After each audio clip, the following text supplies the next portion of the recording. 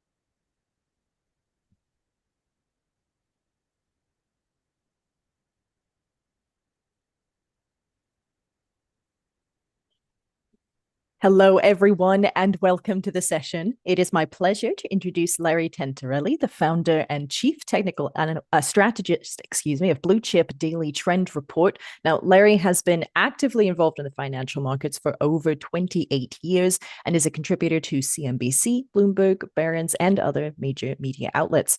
Now, to our live viewers, please send any questions that you have throughout this session in the chat box. It's on the right-hand side next to your video player. Time permitting, we will get to Q&A at the end of the session. And with that all said, Larry, I will hand the mic and the screen on over to you. I'll be right here if you need me, but the floor is all yours. Good morning. Thank you for having me. I'll go ahead and put the screen share on. And if you would just confirm for me that you can see my presentation. Looking good, yes. Okay, excellent. So today's topic, 3 breakout stock ideas I'm Larry Tinarelli. I'm the Chief Technical Strategist and founder for Blue Chip Daily Trend Report. So I'm going to start and tell you what the three ideas are. Then we'll talk a little bit about my process, and then we'll take a deep dive into these charts and the company. So number one idea is going to be Ciena Corporation in the technology sector. Number two is going to be Micron Technology, also in the technology sector, and then Goldman Sachs in the financial services sector. So we're going to talk about these companies in just a few minutes, just a brief introduction. So I've started investing and trading in 1998. So I've been in the markets now for 28 years. I've seen boom cycles, I've seen bust cycles, I've learned quite a lot along the way. I was with Merrill Lynch from 1998 to 2003. And I decided that the retail brokerage business was not necessarily the end of the business that I wanted to be in, but I did want to develop my own trading program. As noted before, I've been featured by CNBC, Bloomberg, Barron's, Fox Business. You can find me on social media. So my Twitter page, which is now X, my Instagram page, and my YouTube page. They're all at Blue Chip Daily. I post ideas and share my market insights every single day. My website, if you'd like to learn a little bit more about me and what we do, is bluechipdaily.com. And I'll start with my investment process. So 90% of what I do is technical trend following. So I'm focused on the charts. I'm focused on price action, what's actually happening in the markets at the time. I will say that about 10% of what I do is based on macro events. Obviously, we have a war that's ongoing right now that's led to a lot of volatility in the markets. And I do look at sales growth and I look at earnings growth for the stocks that I invest in, but primarily 90% of what I do is going to be based on technicals and on the weekly trend. So I do focus on the strongest stocks in the strongest sectors. And a key thing, every new idea that I take does have a stop loss. So anywhere from 6% to 12% based on the volatility of the chart. And the reason for that is we can be right on an idea, but wrong on timing, or we could just be wrong on the idea. But in either case, the number one reason to buy a stock and the number one reason to invest in a stock is because you believe that it's going to appreciate in value and give you a good return on your investment. If for some reason the stock starts going in the wrong direction, I use stop losses because if the market tells me that I'm wrong, I want to be able to get out of that position, cut the loss, and then reevaluate the market, reevaluate the chart to see where it is that I went wrong on that. So, brief disclaimer, obviously, everything that we talk about here is for general informational purposes only. It's not specific investment advice. My target time frame is 3 to 6 months or 6 to 12 months. So right in that window. So I'm not a day trader. I'm not a swing trader. I'm not really focused on every single tick of the stock on the chart. What I'm focused on is the weekly trend, and I'm looking to catch outsized major moves, which we're going to talk about some more. Obviously, my positioning can change at any time. My views can change at any time. And as of right now, I do have long positions in the three stocks that we're going to talk about: Ciena, Goldman Sachs, and Micron. So we'll start. Ciena is in the technology sector. They are in the communications equipment industry with a focus on optical networking. Micron is also in the technology sector, but they're in the semiconductor industry, and their focus is memory and storage solutions. And then Goldman Sachs, I think we're all familiar with Goldman Sachs. They're a global leader in the financial services sector, banks, brokerage, and asset management. So we're going to start with Ciena Corporation. And the charts that I have here are as of about 10:20 this morning. So as I said, 90% of what I do is based on the chart. So I'm a believer that at any given time, the stock market is right as far as the price goes. So the first thing that we'll see on the Sienna chart is it's the price is trading over five rising daily moving averages. And what you're going to find in these three ideas that we look at today is I focus on the moving averages because the moving average is the average closing price over a specific time period. So on this chart, the purple line is the 10-day moving average, the blue line is the 20-day, the red line is the 50-day, the black line is the 100-day, and the green line is the 200-day. And that's going to stay the same. These charts will have the same structure throughout my presentation. But the first thing that I like to see is I like to see rising daily moving averages and rising weekly moving averages. And what the rising moving averages says is that the slope of the price is moving higher. So that's one of the easiest ways to determine if a stock is in an uptrend or not, is we can look at the moving averages. And if the moving averages are rising, then that says on average, the closing price of this stock continues to move higher. So the first thing that I like to see is a confirmed technical uptrend. Second thing, we can see that the red line, this is the 50-day moving average. That's my key intermediate term trend filter. It's very rare for me to buy a stock if it's trading below that 50-day moving average. So I'll hold a stock if it's below the 50-day, if I've maybe bought it before and I've got a profit cushion, but it's very rare for me to buy a stock that's below the 50-day moving average. So with Sienna, we're going to take a look at what they do.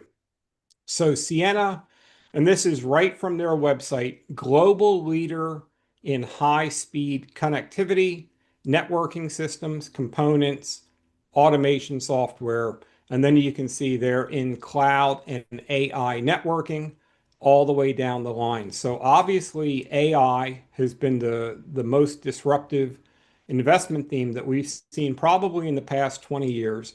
And it's moved from the beginning of AI, which as a key investment theme over the past few years.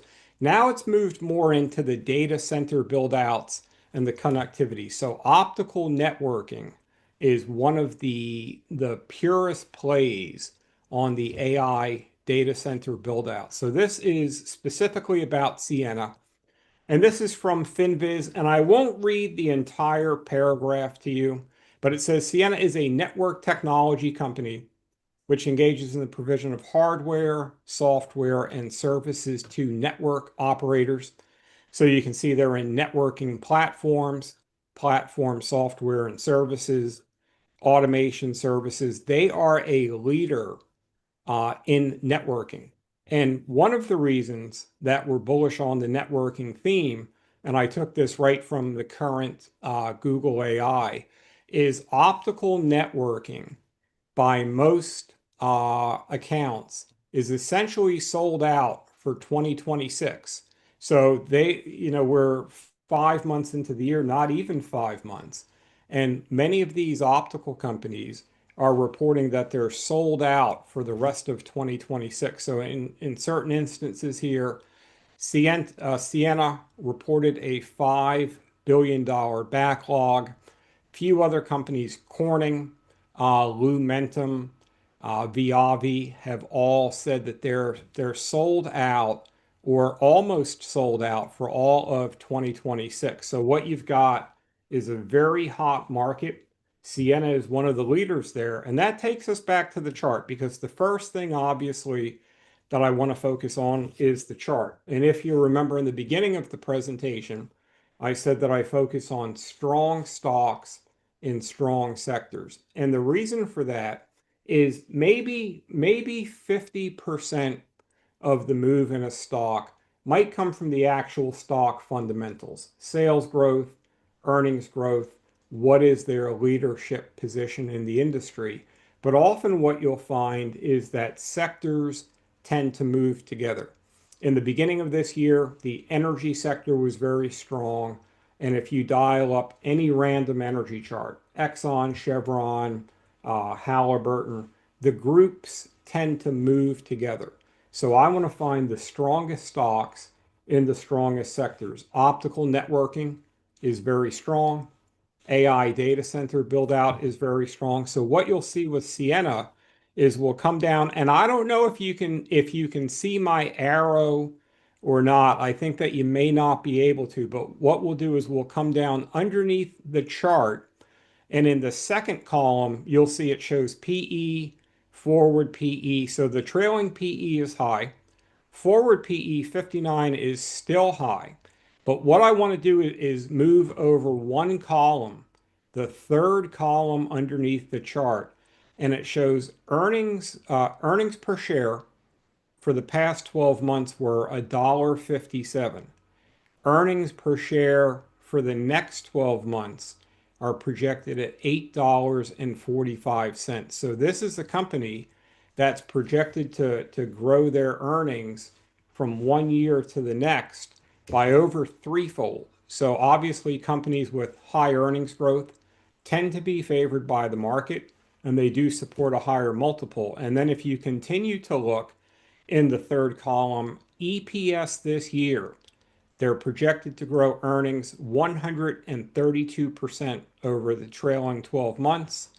Next year, they're projected to grow earnings by 37%, and the next 5 years, they're projected to grow by 67%. Now, I will say this, I don't put too much credence into 5 year projected earnings growth because we don't know what the market's going to look like in 5 years. We don't know what the economy is going to look like in 5 years. So that's a pretty far, that's a pretty far reach.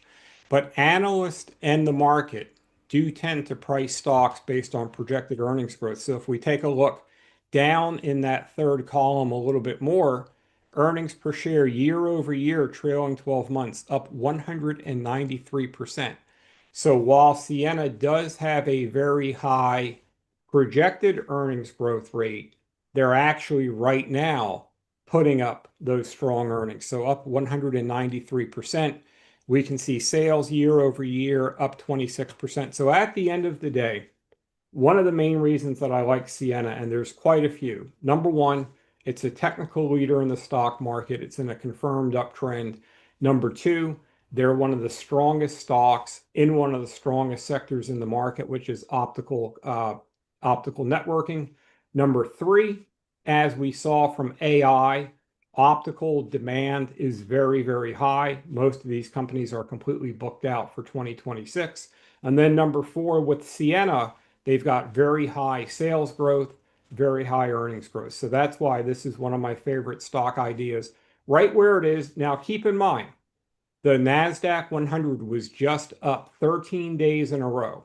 At some point, it would make sense that we need to consolidate. We might need to pull back. And I'm not talking about anything major. It could be 2% pullback, 3% pullback in the NASDAQ 100, whatever it is. But at some point, we should consolidate 13 days in a row worth of gains. And then stocks like Sienna do tend to outperform the market on the upside. They do tend to pull back more than the market. So when I present these ideas, keep in mind I have a 3 to 6 month or 6 to 12 month window. So these are stocks that I think can outperform over the next few weeks, over the next few months, not a short-term market call whatsoever. So number two, we're going to change up from technology. We're going to move to Goldman Sachs. They're obviously a blue chip in the financial services sector. And we'll start with the chart. So we can see that Goldman Sachs, similar to Sienna, it's trading over 5 daily moving averages and 4 are rising.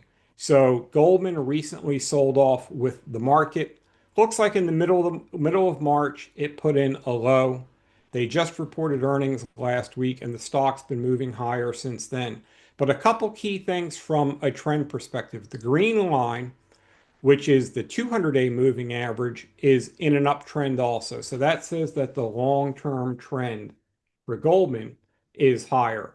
Red line 50-day moving average, we're above that. But if you take a look, you'll see that the purple line, which is the 10-day moving average, just crossed the blue line, which is the 20-day. And all that indicates is that the shorter term price momentum is improving when you see the short-term moving average cross the longer term. Now we've got the 10-day crossing over the 50-day, which is the purple and the red line. We've got the 20-day crossing over the 50-day. And then you can just look at the chart and you can see that from mid-March, it's trading in a series of higher highs, higher lows. As I said, Goldman reported earnings last week, and we'll go underneath the chart again. Second column, PE 17, forward PE is 14. So a much lower PE than what you've got with Sienna. You'll often see that with financial sector stocks, bank stocks, they tend to have lower PEs. But then we'll go over to that third column again. So earnings per share this year projected to grow by 15%, next year by 10%, next 5 years by 11%. And then underneath that, EPS year over year for the trailing 12 months, they just grew at 26%. So what you've got with Goldman is 14 times forward PE for about a 10 to 15% growth rate, which is fairly, that's fairly, we could call it low valued. It's definitely a discount to the market. I think we all know about Goldman Sachs. They are a global leader in banking, brokerage, mergers and acquisitions, capital markets. To me, Goldman really is the blue chip as far as the big banks and brokers go. We could put JP Morgan in that group. Just a brief description from FinViz, and I think we all know they're in the following business segments: global banking and markets, asset and wealth management, just across the board, a global leader. And then once again, just looking at the chart, we can see the key thing, nice uptrend. And remember, 90% of what I do is based on the technicals. So while it's nice to see a low PE, it's nice to see a good earnings growth rate, the key thing that I'm focused on is what does the market think of this stock at the time being, and it's in a confirmed uptrend. So we'll move on to idea number 3. We'll take a look at the company. We'll talk about why I'm bullish on it. And obviously, I've got a position here as well. I do have a position in Sienna. I've got a position in Goldman. So Micron Technology, $504 billion market cap, one of the biggest stocks in the market, one of the biggest semiconductor companies in the world. Just briefly, if we look at the chart, trading over 5 moving averages, and it looks like all 5 are rising. That red 50-day just started to turn higher, just underneath new all-time highs. And then we'll talk about Micron. So Micron's specialty is DRAM and memory. And what we're finding and what the market has said is that the memory demand is also extremely high. So to give you an idea, we'll look here. So what Micron does, innovative memory and storage solutions. It operates through the following segments: compute and networking business unit, mobile business, embedded business, and storage business unit. So they're in the DRAM side, in the memory side. And once again, I want to take a look at what's happening with that market. So according to the latest updates, high bandwidth memory, HBM, production capacity for 2026 is largely sold out due to immense AI demand, with major manufacturers like Micron confirming their supply is fully booked under a long-term contract. So keep in mind, we hear a lot of comparisons to today's AI move and the dot-com bust in 1999 and 2000. We hear a lot of those comparisons. We hear them every day. At least I see them almost every day online and in the media. So I was actively in the markets in 1999, 2000. I started in 1998.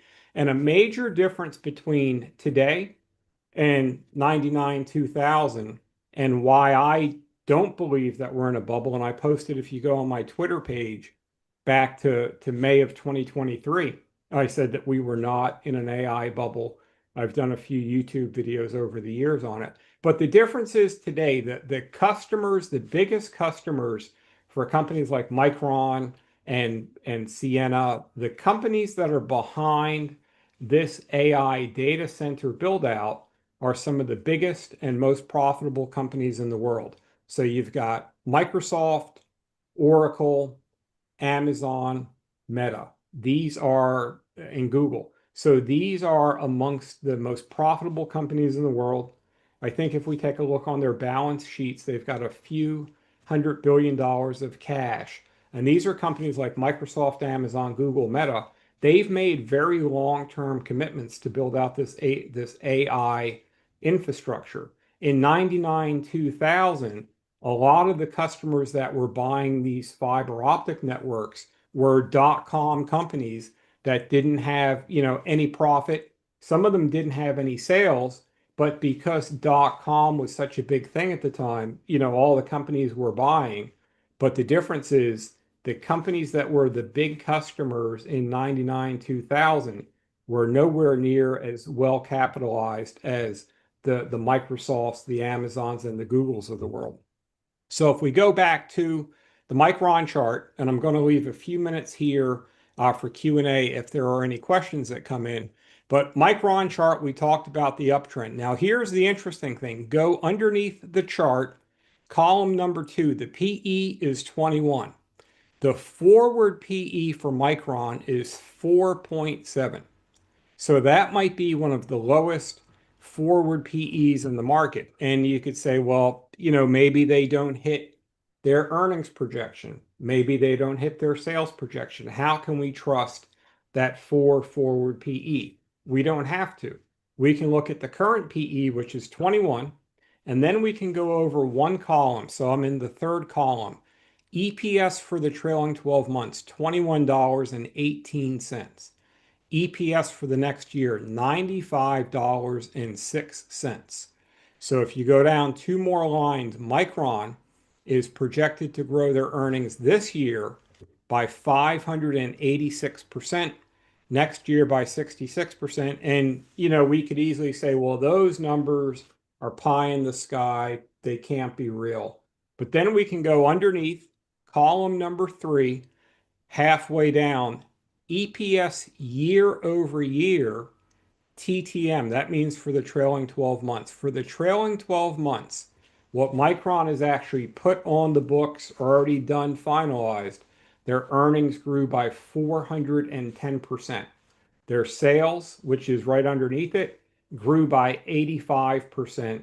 And then their earnings per share quarter over quarter up 756%. So while those are very big numbers, what that indicates, and this is what we saw from the AI overview, what that indicates is that the HBM memory, the HBM market is very, very strong.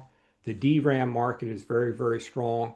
These companies are booked going forward. So while any outcome is possible, what I'm going to go with is the earnings that they've put up, the earnings that are projected, and what the market has been doing with these stocks. So those are my three ideas. Ciena, Goldman Sachs, Micron, talked quite a bit about the details. And then I'm going to cover potential risks just quickly.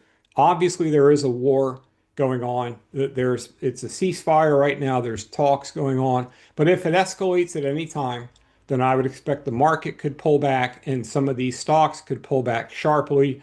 We're going into earnings season. So if there's a general slowdown in the economy, if big companies like Microsoft or Alphabet come out and say business isn't good, then any of these things could create a drawdown or a pullback in the stock market. So I always operate under the concept that pullbacks can happen at any time. Surprises can happen at any time. but I'm also going to go with the prevailing chart trend and what we see on the screen right now, which is our three bullish charts. And then you can find me once again at bluechipdaily.com. So it looks like we've got a few minutes. I appreciate everyone's time. Thank you for listening to me today. And if there are any questions, I'll be happy to take them. Thank you, Larry. We do have a few questions in here. This first one is more of a comment from Rusty. He had said, I do own both GS and MU. I am a momentum trader. ADX on GS has been weakening for some time, but now it's turning up at 17. My AI says I should trim. I assume you would not agree. Right. And what happens is both can be right. So I could be right and the AI could be right. And a lot of it has to do with time frame. So on a very short term time frame, whether it's an intraday time frame or a few days, Goldman could obviously pull back at any time.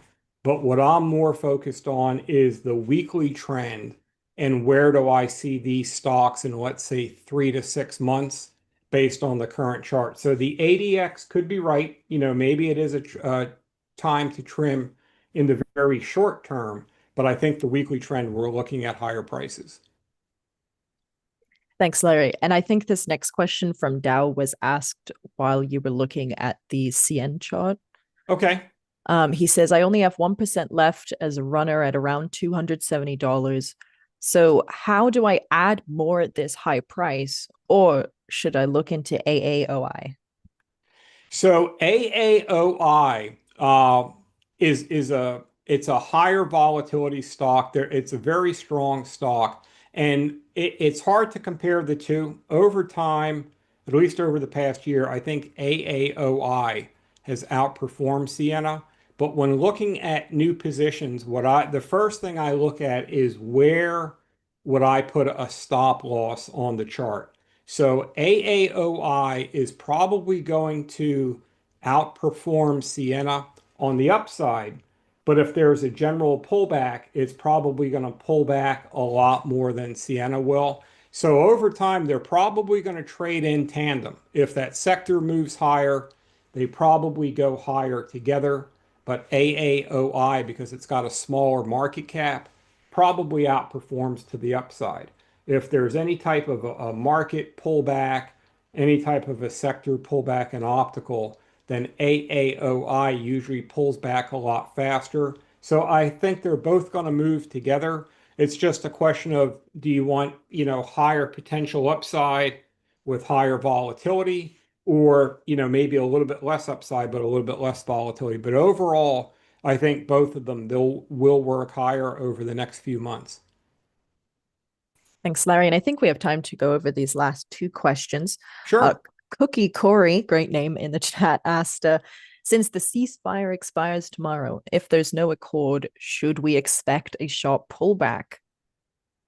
I don't know if I would say a sharp pullback because we had some news over the weekend that was perceived as bearish news, and I think the futures were down 1% or so, and the market eventually worked higher. I will say this, as long as there's any type of a war, whether it's, a ceasefire or not, it's still an active war. So I expect higher volatility at any time. I don't think we're going to test the lows whatsoever. Even if the ceasefire expires, I don't think that we're going to see any type of a sharp pullback unless, it really escalates in the other direction. So if the war really starts to pick up, then sure, we should expect the pullback. I will say this, I don't think that the recent lows are going to be tested though. Thanks, Larry. And final question we have here from Eric is, what made you choose Sienna over Corning and Lumentum? Lumentum? Excuse me. Yeah, so I've got Corning as well, and Lumentum is probably next on my list. The reason that I went with Sienna for this presentation is it's the highest ranked of the three right now for me technically. I think if we take a look at where Sienna is versus the 52-week high, it made a new all-time high today. Corning's a little bit below. I think Lumentum's a little bit below. I think all three are great ideas. It's really, I don't think you can go wrong with either of the three. I think they're going to continue to work higher together. But because Sienna made the new all-time high today, it did score just a little bit higher. I think they're all pretty much the same stock over time, and I think they all work higher. Fantastic. Well, Larry, thank you so much for joining us today. Great session, great Q&A at the end there. It's been a Thank you. pleasure. Thank you for having me, and thank you everyone for joining. Absolutely. And to those of you joining live, be sure to stay tuned. We do have a lot more in store for you in this Money Show Virtual Expo. I hope everyone has a wonderful rest of your day. Take care.